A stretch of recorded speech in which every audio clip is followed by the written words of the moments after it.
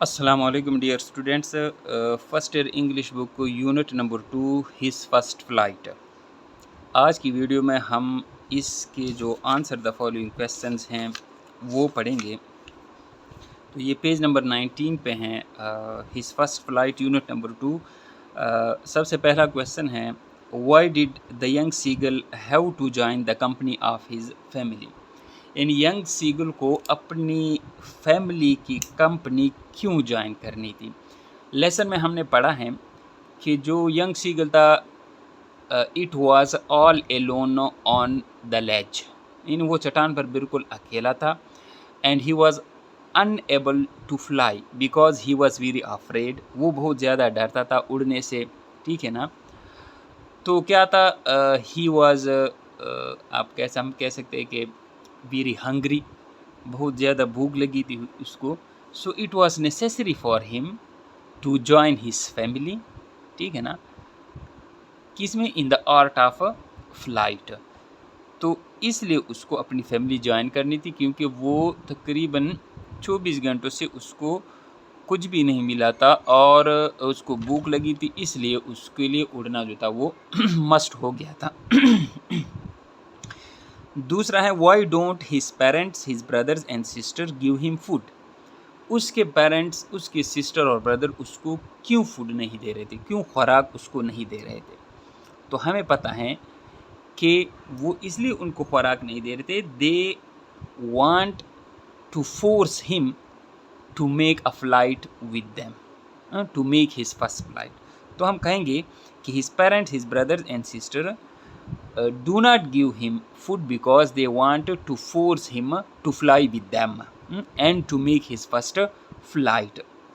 So because the flight was very necessary for the young seagull in his coming life, तो वो उसको force करना चाहते थे कि वो उसके साथ उड़े और वो उड़ना सीखे, और फिर एंड में वो कामयाब भी हुई इस ट्रिक के साथ।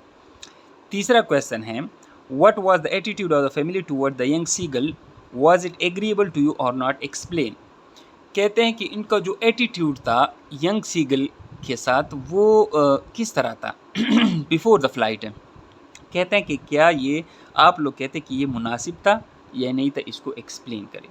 तो हम कह सकते हैं कि because the whole family was, you can say, very rude towards the young seagull.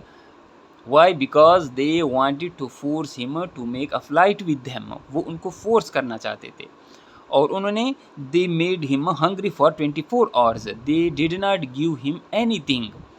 हालांकि ये क्या था, एक किस्म का आप कह सकते हैं वो जुल्म कर रहे थे इसके साथ, बट क्या था, we can say that it was agreeable to me या to us because it was necessary.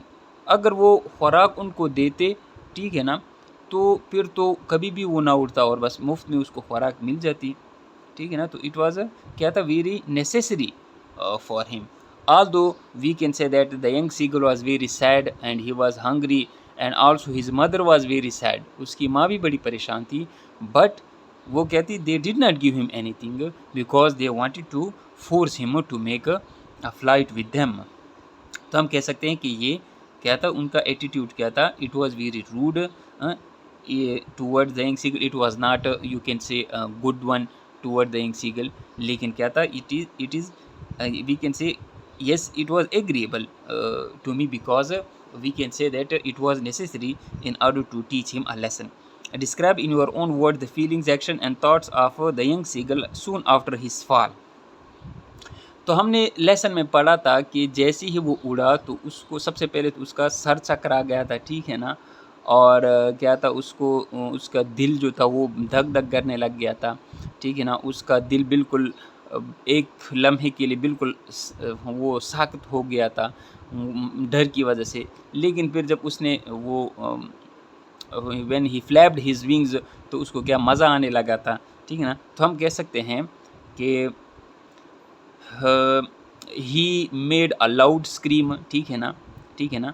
और हम कह सकते हैं a huge terror seized him, ठीक है ना, and his heart stood still, ठीक है ना। But we can say that this situation was for a very short time, it was for a few moments after that he uttered a joyous scream, ठीक है ना, shrill cry we can say, ठीक है ना, and he began to flap his wings again and again and soared higher, और वो बुलंद उड़ने लगा। फिफ्थ क्वेश्चन है what could be the author's purpose behind writing the story his first flight. ये बड़ा इंपॉर्टेंट जो है ये क्वेश्चन है कि ऑथर का मतलब क्या पर्पस था कि उसने ये स्टोरी लिखी है। तो इसका जो ये फुल लेसन है मैं एक सेंटेंस में आपको बताना चाहता हूँ कि it is only the first step which is difficult. यानी कोई भी काम जब नया काम शुरू करने लगते हैं तो it is only the first step which is difficult. यानी पहला कदम ही वो क्या होता है, वो डिफ़िकल्ट होता है। After that the thing will become easy for you, ठीक है ना, and you would wish that I would have started it we can say long before, कि काश मैंने ये बहुत पहले शुरू किया होता। सो हम कह सकते हैं the author's purpose behind writing the story is to give a very important message that when we start something for the first time it is very difficult for us to do it, but when someone takes the first step it becomes very easy for him, ठीक है ना। और हम कह सकते हैं कि nothing is impossible, ठीक है ना, but we have to take the initiative, हमें स्टार्ट लेना चाहिए। Compare and contrast the attitude of family members before and after the flight of the young seagull in his first flight। तो हम कहते हैं कि उससे पहले फ़्लाइट से पहले उनका एटीट्यूड किस तरह था यंग सीगल की तरह, और फ्लाइट के बाद क्या था। तो हम कह सकते हैं कि the whole family was very angry with him before the flight, ठीक है ना। they left him alone on the ledge on the cliff, ठीक है ना। they were threatening him to let him starve, ठीक है ना, वो उनको भूख से मरने मन क्या उसको धमका रहे थे, ठीक है ना। they were very rude towards him, they did not give him anything, ठीक है ना। but when he made his first flight, ठीक है ना, the whole family was moving around him, ठीक है ना, and their beaks were offering him pieces of dog fish and other fish etc। तो हम कह सकते हैं कि वो उड़ने के बाद वो उसको क्या दे रहे थे, बहुत सारे यानी फ़िश प्रोवाइड कर रहे थे कि मतलब ये लो, और वो खुश हो रहे थे। And they were making joyous screams and cry, वो यानी वो चीखे लगा रहे थे। Identify the sentence in the first paragraph of his first flight which shows cause and effect। तो cause and effect का action and reaction हम कह सकते हैं, जो factor होता है and outcome जो होता है, cause and effect, factor and outcome या action and reaction। तो इसकी जो एक मिसाल मैं आपको देता हूँ कि क्या हम कहते हैं कि the king died and the queen died of his grief, यानी बादशाह मर गया और मलका जो थी उसकी गम की वजह से मर गई। तो वो कहता है कि फर्स्ट पैराग्राफ में आप लोग हमें इसकी कोई कॉज एंड इफ़ेक्ट की एक मिसाल दें। तो फर्स्ट पैराग्राफ में यही हम कह सकते हैं कि हम कह सकते हैं कि the sentence that shows the cause and effect in the first paragraph, it is this one: he felt certain that his wings would never support him, so he bent his head and ran away back to the little hole under the ledge where he slept at night। Page number 14 पे है ये। तो यही है कि this is the sentence that shows cause and effect, यानी उसको ये यकीन हो गया, ही फेल्ट सर्टन, यकीन हो गया कि उसकी विंग्स जो है उसको कभी भी सपोर्ट नहीं करेंगे, इसलिए उसने अपना सर झुकाया और दोबारा वो छोटे सुराख की तरफ गया उस चट्टान में जहाँ पर उसने फिर रात गुजारी।